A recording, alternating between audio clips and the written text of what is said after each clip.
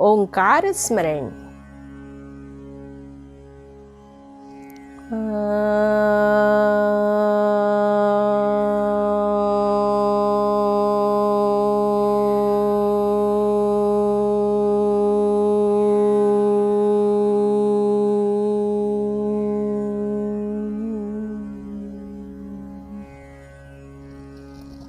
मित्रमैत्रिणींनो, पु ल देशपांडे लिखित एका अत्यंत प्रेरक कथेचं कथन करतीये.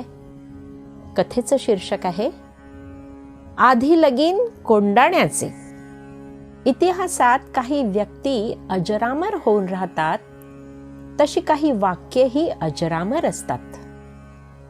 पण जिथून आपली अपेक्षाही नसते अशा एखाद्या व्यक्तीच्या तोंडून जीवनाचे सूत्र सांगावे असे वाक्य किंवा एखादा उद्गार उमटतो, त्यावेळी ते वाक्य केवळ एक प्रभावी वाक्य म्हणून न राहता ती व्यक्ती ज्या काळात जगत होती त्या काळाचे चित्र उभे करून जाते. आधी लगीन कोंडाण्याचं हे तानाजी मालुसर यांचे असेच एक वाक्य आहे. पोराचं लगीन काढलंय, राजांची पायधूळ मांडवात पडली पाहिजे असे सांगून रायाजीच्या लग्नाची अक्षत द्यायला गेलेला हा उमरग्याचा बहादर मावळा सारखा डोळ्यांपुढे दिसायला लागतो. त्याच्या भरदार मिशांच्या टोकावर लिंबे ठेवत असत हे बालपणी ऐकलेले वर्णन आठवते. त्याच्या शरीराचे वर्णन करताना कोल्हापुरातल्या लहरी हैदर शाहिरांनी अंगलट जशी बाभळीची गाठ म्हटले आहे. हा तानाजी सोबत म्हातारा शेलार मामा, उमरग्यातली 4 भल्या घरची माणसं, 2-4 पोकत्या पुरवत्या बायका असा हा आवतानाला आलेला मेळावा समोर उभा राहतो. कदाचित 9-10 वर्षांचा नवरा मुलगाही राजांच्या पायावर घालायला त्यांनी सोबत आणला असेल. राजाचा हात पाठीवरून फिरवला जाणे म्हणजे साक्षात तुळजाभवानीच्या हाताचा स्पर्श घडणे अशी भावना असण्याचा तो काळ. लहानपणापासून आपल्या जीवाला जीव देणाऱ्या सवंगड्यांच्या पोराचे लगीन निघालेले आणि इकडे कोंडाणा सर करण्याचे वचन स्वतःच्या आईला गेलेले अशा कात्रीत सापडलेल्या शिवाजी महाराजांच्या मनाची अवस्था काय झाली असेल याची कल्पना करवत नाही.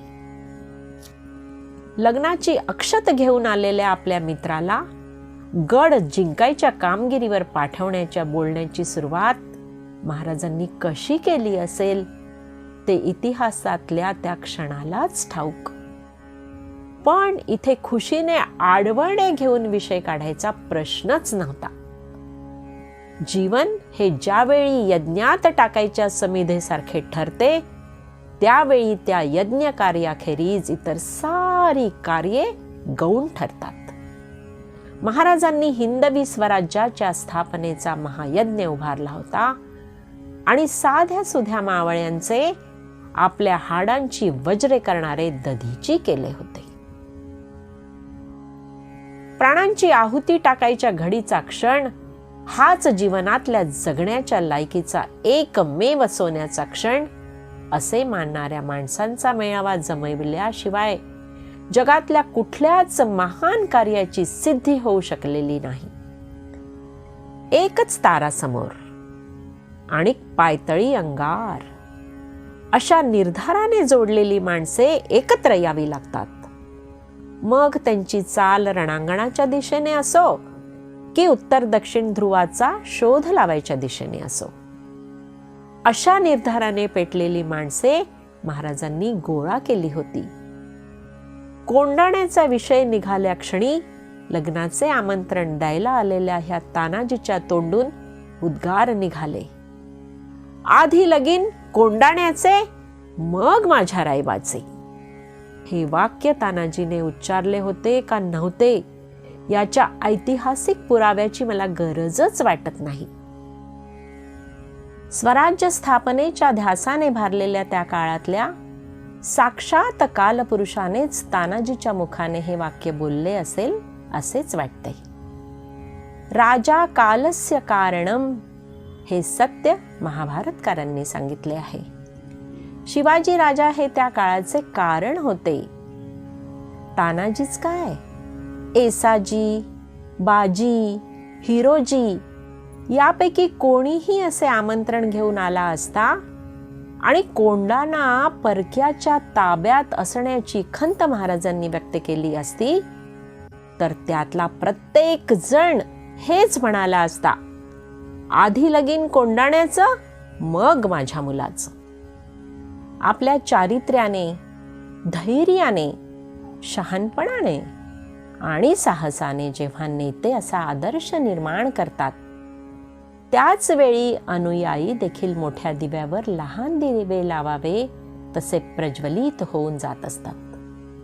जीवनात सर्वस्वपणाला लावून सामाजिक सुखासाठी एखादा गड सर करण्याचे प्रयोजन लाभणे हेच माणसाचे खरे भाग्य.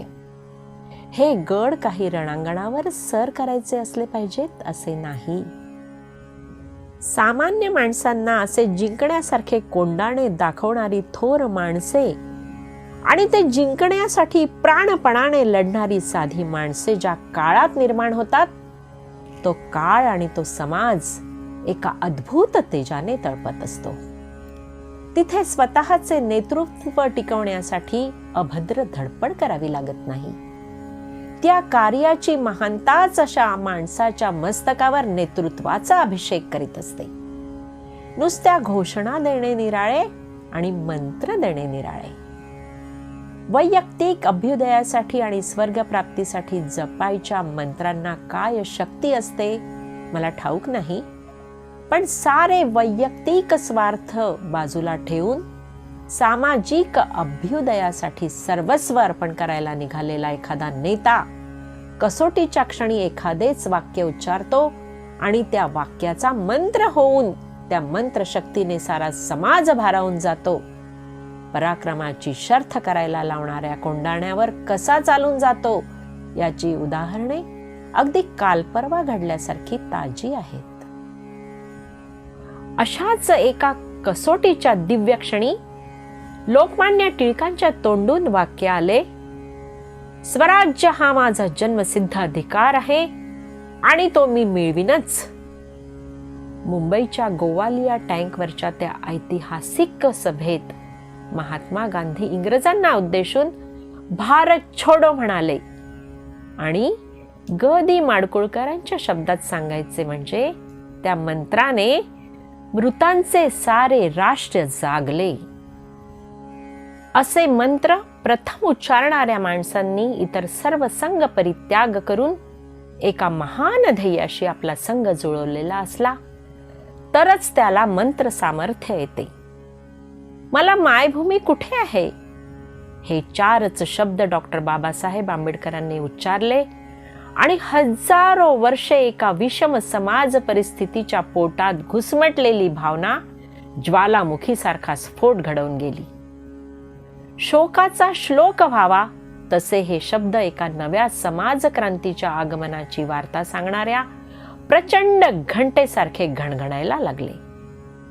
नुसत्या घोषणा तयार करायला शब्द चातुर्य पुरेसे असते. साबणाच्या आणि शॅम्पूच्या जाहिरातीचा मजकूर लिहिणाऱ्यांमध्ये असल्या घोषणा रचायचे कसब असते. असल्या घोषणांचे मंत्र होत नाहीत. मंत्र या कल्पनेची ती थट्टा असते. मंत्र दृष्टा होणे सोपे नसते. कुठल्याही क्षेत्रात का होईना जीवाची बाजी लावून एखाद्या महान कार्याच्या सिद्धीला उभा राहणारा माणूस एका निराळ्याच तेजाने तळपत असतो. त्याच्या शब्दांना त्याने जीवनात आचरलेल्या कृतीचे तारण असते. अशी माणसे मानवी इतिहासात अकल्पितपणाने उभी राहिलेली दिसतात. सामान्य माणसांना त्यांच्या अशा अकल्पित उगवण्याचे नवल वाटते आणि त्यातूनच अवताराची कल्पना जन्माला येते. मोगली सत्तेच्या टाचेखाली आणि विजापूरकरांच्या चाकरीत स्वतःला खुशीने तुडवून घेणारी माणसेच दिसत असलेल्या काळात एक शिवाजी महाराज एक निराळीच प्रेरणा घेऊन उभे राहतात आणि अन्यायाचे राज्य उलथून पाडून न्यायाचे राज्य स्थापण्याचा संकल्प सोडायला का प्रवृत्त होतात, हे रहस्य उलगडणारा माणूस मला तरी अद्याप भेटलेला नाही. परसत्तेचा जाच सर्वांनाच असतो. साक्षात जन्मदाता त्या परसत्तेने बहाल केलेल्या सोन्याच्या पिंजऱ्यात होता. आपले सारे शौर्य त्याने बादशहाच्या चरणी वाहिले होते. अशा बापाचा मुलगा ती जुलमी सत्ता टिकू देणार नाही अशी प्रतिज्ञा करून उठलाच कसा, ह्या प्रश्नाला उत्तर सापडत नाही. ज्या भवानी मातेने शिवरायांवर कृपा केली, तिने शहाजी राजांवर कृपा का केली नाही? ती जुलमी सत्ता उलथून पाडण्याचा दृष्टांत स्वप्नात त्यांना का दिला नाही? छत्रपती निर्माण कसे होतात हे जसे एक कोडे आहे, तसेच तसला निर्धार घेऊन ज्या काळात एखाद्या नेत्याने उभे राहायला हवे, त्या काळात हवे तसे नेते उभे का राहत नाहीत, हेही एक कोडेच आहे. जेव्हा राहतात तेव्हा मात्र सामान्य वाटणाऱ्या माणसाच्या अंतःकरणातही एक तेजाची ज्योत पेटवून जातात. मुंबईतल्या गिरणीत राबणारा एक बाबू गेनू नावाचा कामगार, त्याला कदाचित स्वराज्य हा शब्दही लिहिता येत नसेल, पण परदेशी मालाने भरलेला ट्रक जाऊ देणार नाही या निर्धाराने तो त्या ट्रक पुढे आडवा पडला आणि त्याने स्वतःला चिरडून घेतले. आपल्याला लोक हुतात्मा म्हणतील आणि पुढे मागे मुंबईतल्या रस्त्याला आपले नाव मिळेल याची बाबू गेनूला कल्पनाही नसेल. एखाद्या उदात्त मंत्राने राष्ट्र भारलेले असले की एरवी सामान्य वाटणारी माणसे देखील पराक्रमाची शिखरे गाठून जातात. मला वाटते त्या मंत्रामध्ये माणसाला निर्भय करण्याची शक्ती असते, किंबहुना मंत्राची मुख्य शक्ती माणसाला निर्भय करणे हीच असावी. लहानपणी अंधारातून जाताना भीती वाटायची, मुख्यतः भूताची. अशा वेळी आजी सांगायची, राम राम राम राम हा मंत्र म्हणत जा. भूत घाबरून पळून जातात. त्या राम रामच्या जपाने भूताचे भय पळून जायचे. हर हर महादेव सारखा मंत्र साक्षात शिवाजी महाराजांकडून मिळाल्याबरोबर मावळ्यांनी मरणाचे भय जिंकले. कित्येकदा हाती घेतलेले कार्यच माणसाला मंत्रासारखे निर्भय करून टाकते. इतिहासाचार्य राजवाड्यांना ही निर्भयता त्यांच्या कार्यातूनच मिळाली होती. आपल्या कार्याच्या मोठेपणाबद्दल त्यांना एवढी खात्री होती, त्यापुढे त्यांनी आर्थिक दारिद्र्य, उपासमार यांच्याकडे तुच्छतेने पाहिले. पैसा देखील त्यांना आपल्या कार्यासाठी हवा असायचा. इतिहास ग्रंथाच्या प्रकाशनासाठी ते एका संस्थानिकाकडे द्रव्य मागायला गेले असतानाची आख्यायिका आहे. छपाईसाठी त्यांना 1000 रुपये पाहिजे होते. संस्थानिक म्हणाले 500 देऊ. राजवाडे म्हणाले, ज्यांचे वंशज म्हणून तुम्ही आज गादीवर बसला आहात, त्या तुमच्या पूर्वजांच्या इतिहासाचे हे संशोधन आहे.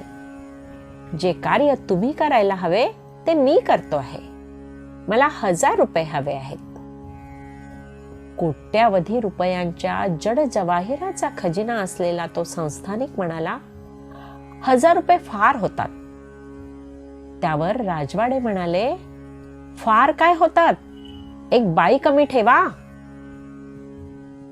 गोष्ट खरी आहे की खोटी आहे हे मला ठाऊक नाही, पण खरी असू शकेल असेच राजवाड्यांचे आचरण निर्भय होते. सर्व सुखे नाकारून एखाद्या महान कार्यात स्वतःला गुंतवून घेणारी माणसेच असे बोलू शकतात.